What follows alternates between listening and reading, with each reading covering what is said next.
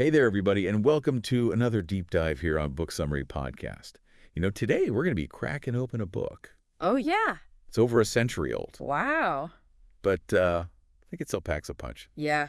We're looking at From Poverty to Power by James Allen. Nice. So if you're looking for that roadmap Mm-hmm. from poverty to power in like every sense of those words, I think you've come to the right place. For sure. And if you haven't already hit that like button, Yeah. subscribe so you don't miss out on deep dives like this one. It's amazing how a book written in 1901 can still resonate so deeply with us today. Absolutely. What's the secret, you ask? Yeah, what is it? Allen tapped into something timeless.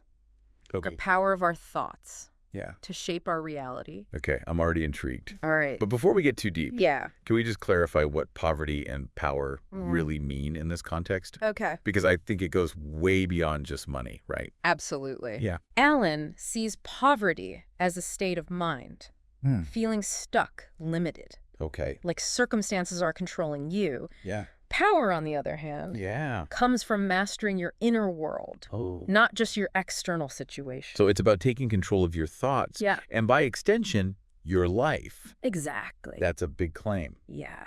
Does Alan back it up He does. with practical advice? Yes. Or is it more philosophical? He definitely gets practical. Okay. He lays out a whole blueprint, Mm-hmm. starting with this radical idea, Okay. as a man thinketh in his heart. Okay. So is he... Wow. Basically, your thoughts are the seeds of your reality. Whoa. Okay. Mm-hmm. So if I'm constantly thinking negative thoughts, Yeah. I'm setting myself up for failure. Yeah. I mean, how do we avoid that? Right. Especially when life throws curveballs. Right. You don't have to be some kind of positivity guru to make this work. It's not about denying the negative. It's about choosing what you focus on. Okay. Allen uses the analogy of a gardener. Okay. If you plant seeds of doubt, Yeah. you'll get a crop of despair. Makes sense. Right. But nurture seeds of hope, courage, determination. Mm-hmm. Those will blossom into success and abundance. I love that analogy. Right. So we're all gardeners of our own minds. Exactly. But isn't that easier said than done? Yeah, probably. How do you actually weed out those negative thought patterns? It starts with awareness. Okay. Notice what thoughts you're habitually feeding. Are they lifting you up or dragging you down? Makes sense. From there, it's about consciously choosing Yeah. to focus on the positive. Okay. It might sound simple, Yeah. but it takes practice, Okay. like exercising a muscle. Right. It's not about magically wishing things into existence. Right. It's about training your mind to see possibilities, to focus on solutions instead of problems. Yeah. This reminds me of something I struggled with for a long time. Oh, yeah. Self-discipline. Okay. Felt like this huge obstacle. Yeah. But Alan seems to see it differently, right? He calls self-discipline Good luck. the cornerstone of all achievement. Wow. It's about having the willpower Yeah. to make choices that align with your goals, Okay. even when they're tough. So like saying no to that extra slice of cake when you're trying to eat healthy, or sticking to a writing schedule even when you don't feel inspired. Exactly. Yeah. And it's not about deprivation. It's about empowerment. Okay. You're consciously choosing what you want most Okay. over what you want NOW. That's such a good way to put it. Mm-hmm. So we're tending our mental gardens, Yeah. building up our self-discipline. Yeah. What's the next step in Alan's blueprint? Well, thoughts alone aren't enough. Okay. Allen is big on action. Okay. He says dreams are the seedlings of realities, but you have to nurture those seedlings with consistent effort. So it's about turning those dreams into actionable steps. Exactly. If you want to write a book, Yeah. set aside time to write every day. Yeah. If you want to run a marathon, Okay. start with a short run and build up gradually. Yeah. Make those dreams tangible. Exactly. Break those big goals down into bite-sized pieces. Each step you take, no matter how small, builds momentum. And this is where self-discipline comes in again. Right. Helping you stay consistent, even when motivation dips. Yeah, for sure. It's like laying bricks, one by one, to build a house. Yeah. Each brick seems insignificant on its own, but together, they create something solid and lasting. Right. Speaking of which, Alan talks about how our thoughts shape not just our internal world, but our external circumstances too. That seems like a bold statement. Yeah, it is. How does he explain that? He says, circumstance does not make the man, Okay. It reveals him to himself. Hmm. It's not about denying the impact of external events, Right. but about recognizing that we always have the power Yeah. to choose our response. So instead of being a victim of circumstance, you become the architect of your experience. Yes. It's incredibly empowering. It is. But how do you stay in that mindset? Yeah. Especially when things feel really tough. It goes back to that mental garden analogy. Right. We can't always control the weather. Yeah. But we can choose what we plant. Okay. How we nurture those seeds, and how we respond to the weeds that inevitably pop up. That makes so much sense. Yeah. It's about cultivating a mental environment where resilience and resourcefulness can thrive. Exactly. But I'm curious, does Alan talk about the role of other people? He does. In this whole process? Yeah. Like, can our relationships help or hinder our journey? Yeah. From poverty to power? He dedicates a whole section to that. Oh, wow. Alan believes that harboring negativity towards others is like drinking poison and hoping the other person dies. Wow. It only harms us in the end. It's like that saying, holding on to anger is like grasping a hot coal. Right. You're the one getting burned. Yeah. So what's the antidote? Okay. Does Alan advocate for just being nice to everyone, even those who wrong us? It's not about being a doormat. Okay. It's about understanding that everyone is fighting their own battles. Choosing compassion and forgiveness, even when it's difficult, ultimately frees us from the burden of resentment. Wow, that's deep. Right. So it's not just about personal gain. It's about cultivating a more loving and harmonious way of being in the world. Yeah. You know, I'm already seeing how these principles can apply to so many different areas of life. Exactly. It's not just about getting rich right. or achieving success in a traditional sense. It's about becoming the best version of yourself. Exactly. This has been incredibly insightful, and we've only just scratched the surface. Yeah. I'm already feeling inspired to start applying some of these principles to my own life. That's great. We're just getting started. Right. Make sure you hit that subscribe button. Yeah. And ring that notification bell so you don't miss the next part. That's right. Of our deep dive into From Poverty to Power. Okay. See you there. Sounds good. Welcome back, everyone. I'm excited to continue this deep dive. Yeah, me too. Into From Poverty to Power. Absolutely. We've laid some groundwork, understanding that our thoughts are truly powerful. Right. And that we can cultivate self-discipline to help us act on those thoughts. Absolutely. Where do we go from there? That's exactly what I was thinking. Okay. It's one thing to say, okay, my thoughts matter. Yeah.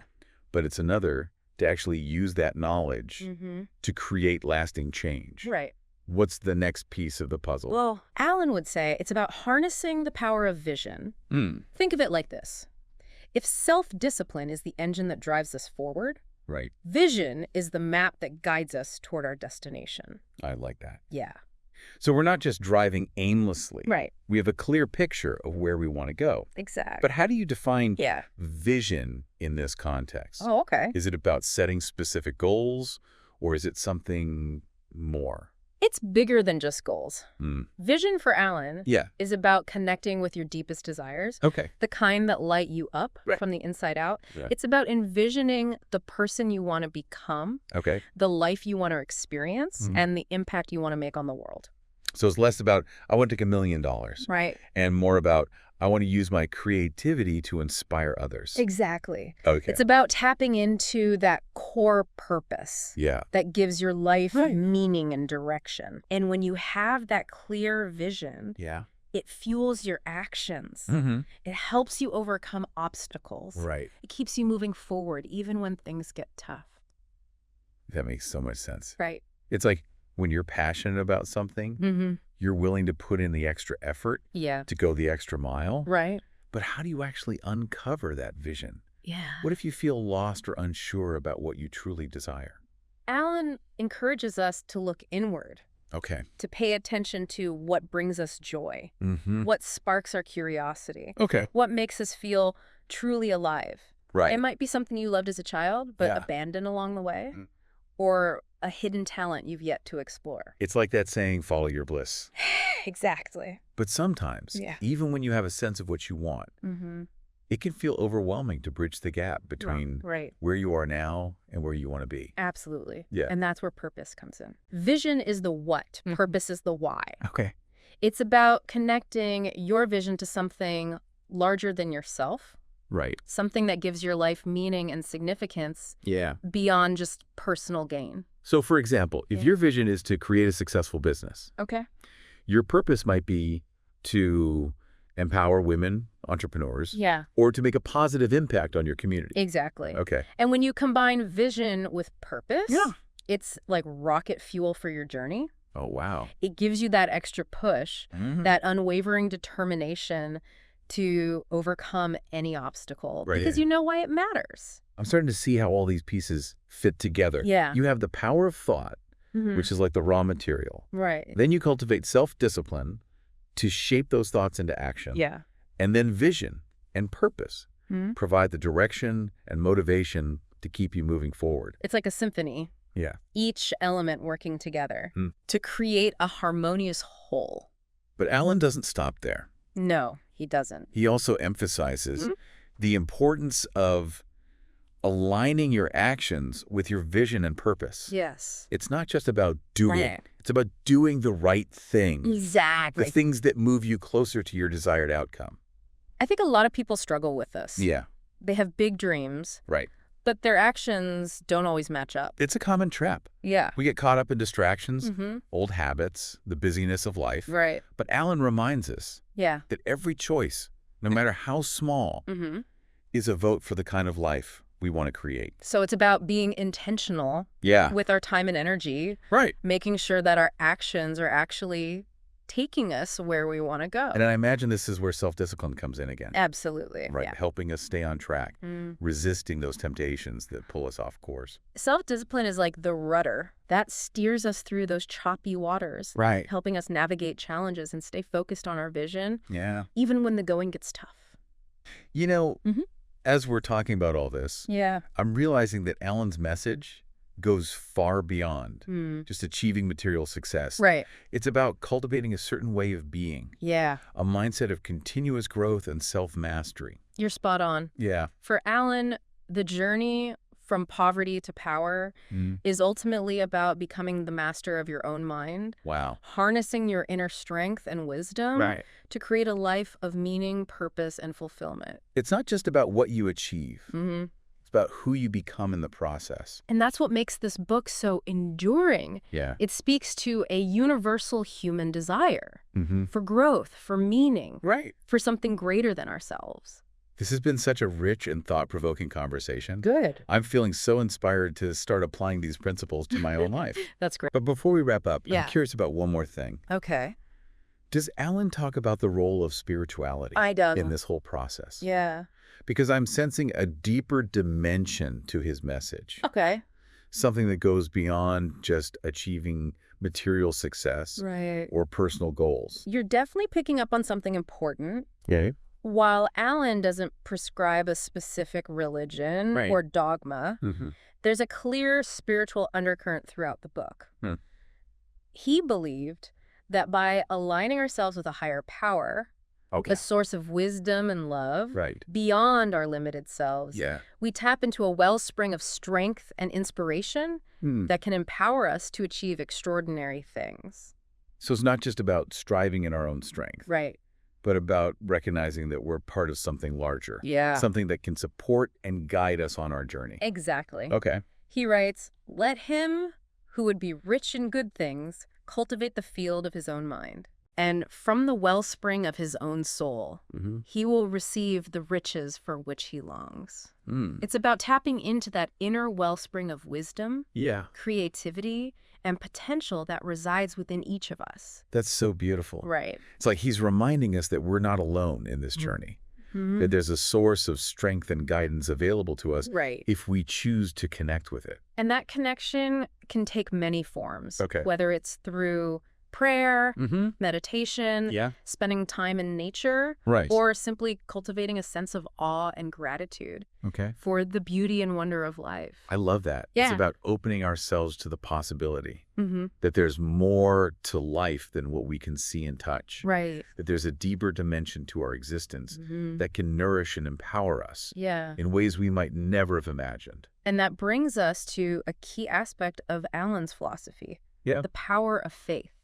Not necessarily religious faith, but a deep trust in the unseen forces that shape our lives. Right. A belief in our own potential. Okay. And a conviction that we can achieve great things if we align our thoughts, actions, and intentions with our highest aspirations. It's about having that unwavering belief in ourselves and in the power of the universe to support us on our journey. Exactly. Okay. And that faith, that trust, the unwavering belief in our own capacity for growth and transformation is what ultimately fuels the journey from poverty to power. Wow. It's what gives us the courage to step out of our comfort zones, to face our fears, to overcome challenges, and to create a life that is truly aligned with our deepest desires and our highest purpose. Yeah. This has been incredibly insightful. Yeah. It really has. I'm starting to see how Alan's message is so much more than just a self-help book. Right. It's a guide to living a more meaningful and fulfilling life. Right. It's about aligning our thoughts, actions, and intentions with our highest potential and trusting that the universe will support us every step of the way. You know, as we've been exploring these ideas, I've been thinking about how much of our lives we spend on autopilot. Just reacting to circumstances instead of consciously creating the reality we want. That's a powerful observation. Yeah. And Alan would say that's exactly the point. Okay. He wants to wake us up to the power we have to shape our lives. Okay. Not just by reacting to external events, but by mastering our inner world. It's like we've been sleepwalking through life. Right. And Alan is saying, hey, wake up.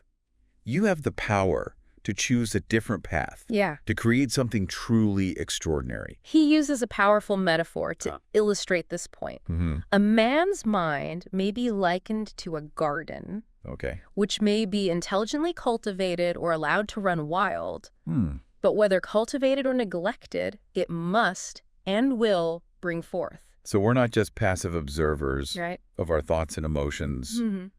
We're active gardeners, responsible for cultivating the mental landscape that shapes our reality. Exactly. Right. And that means being mindful of the seeds we're planting, the thoughts we entertain, the beliefs we hold, the habits we cultivate. Right. Because those seeds will ultimately determine the quality of our harvest. This reminds me of something we talked about earlier. Oh, yeah.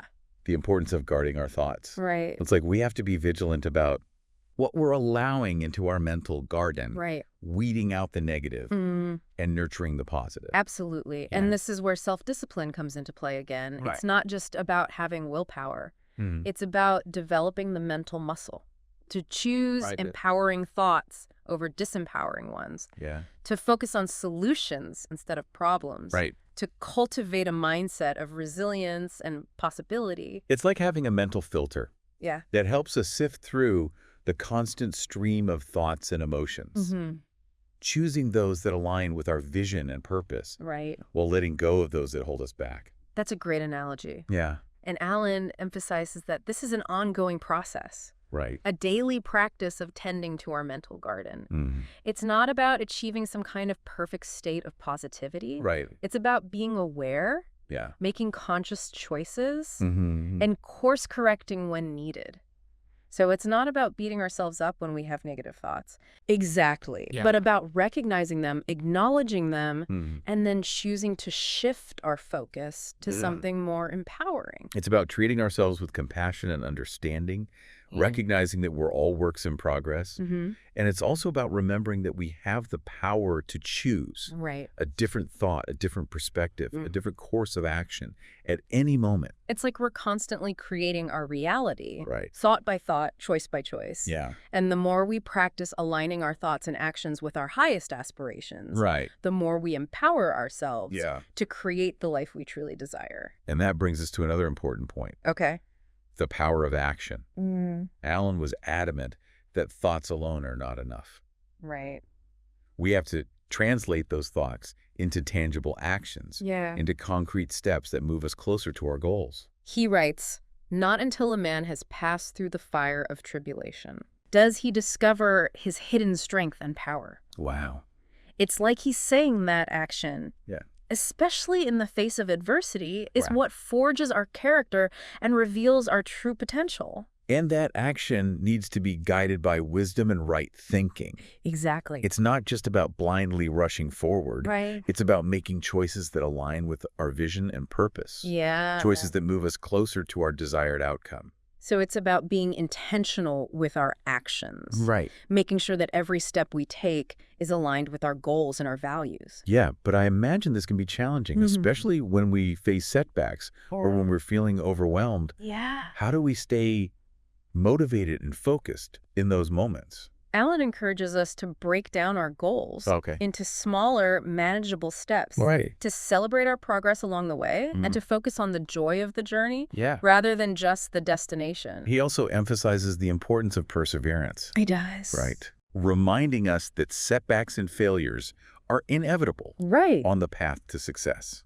He writes, "He who never made a mistake never made a discovery." Wow. It's like he's saying that we shouldn't be afraid to fail, to experiment, to try new things, because it's through those experiences that we learn and grow the most. And that ties back to the idea of cultivating a growth mindset. Yeah, exactly. Embracing challenges as opportunities for learning and development rather than seeing them as roadblocks or signs of personal inadequacy. So it's about reframing our relationship with failure. Seeing it not as an end point, but as a stepping stone on the path to success. Absolutely. It's about embracing the learning process, the journey of growth and evolution. And trusting that we can handle whatever comes our way. And that brings us to another important aspect of Alan's philosophy, the importance of cultivating virtue. He believed that qualities like honesty, integrity, kindness, compassion, and self-control are essential for achieving true power and happiness. It's like he's saying that our character, our inner qualities are just as important as our external achievements. And that by developing these virtues, we not only create a more fulfilling life for ourselves, but we also make a positive impact on the world around us. He writes, the only way to improve our outward conditions is to improve our inward conditions. Wow. It's about recognizing that our outer world is a reflection of our inner world. And that by cultivating positive qualities within ourselves, we naturally attract more positive experiences into our lives. So it's not just about achieving success or accumulating wealth. It's about becoming the kind of person who naturally attracts those things by embodying the qualities that align with them. And Alan provides practical guidance on how to cultivate these virtues, emphasizing the importance of self-reflection, mindfulness, and making conscious choices that align with our values. It's about being intentional about the kind of person we want to be. The kind of energy we want to bring to the world. And then making those choices day by day, moment by moment. And this leads us to another key aspect of Alan's message, the power of love. He believed that love, in its purest form, is the most powerful force in the universe. Wow. A force that can heal, transform, and create extraordinary things. Not just about romantic love. But about cultivating a deep sense of love for ourselves, for others, and for life itself. Exactly. And he emphasizes that love is not just a feeling. It's an action, a way of being, a commitment to choosing kindness, compassion, and understanding in our interactions with ourselves. And with the world around us. So it's about putting love into action, expressing it through our words, our deeds, and our everyday choices. And this ties back to the idea of cultivating virtue. Because those virtues are essentially expressions of love. Kindness is an act of love. Compassion is an expression of love. Forgiveness is a form of love. And when we cultivate these qualities within ourselves, we naturally radiate that love outward, creating a ripple effect that touches the lives of everyone we encounter. It's like we become beacons of love. Spreading that energy wherever we go, making the world a brighter and more harmonious place. And that brings us to the heart of Alan's message. The realization that true power lies not in dominating others or controlling external circumstances, but in mastering ourselves, in aligning our thoughts, actions, and intentions with our highest potential. And in living a life of purpose, meaning, and love.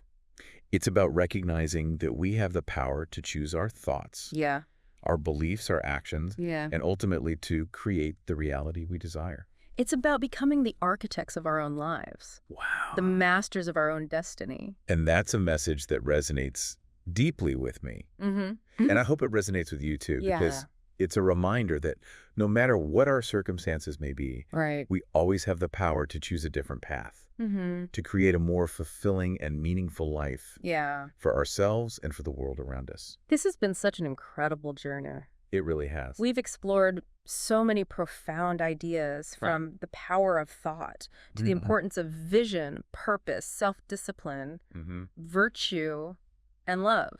And I feel like I've gained so much insight and inspiration from this deep dive into from poverty to power. I'm so glad you feel that way. Yeah. And I think that's a testament to the enduring power of Alan's message. Absolutely. It's a timeless reminder that we have the power to create the life we want. Right. To overcome challenges, to achieve our dreams, and to live a life of meaning, purpose, and fulfillment. Yeah. It's not about magic. Right. It's about taking responsibility for our thoughts and actions. Yeah. And aligning ourselves with our highest potential. And I think that's a perfect note to end on.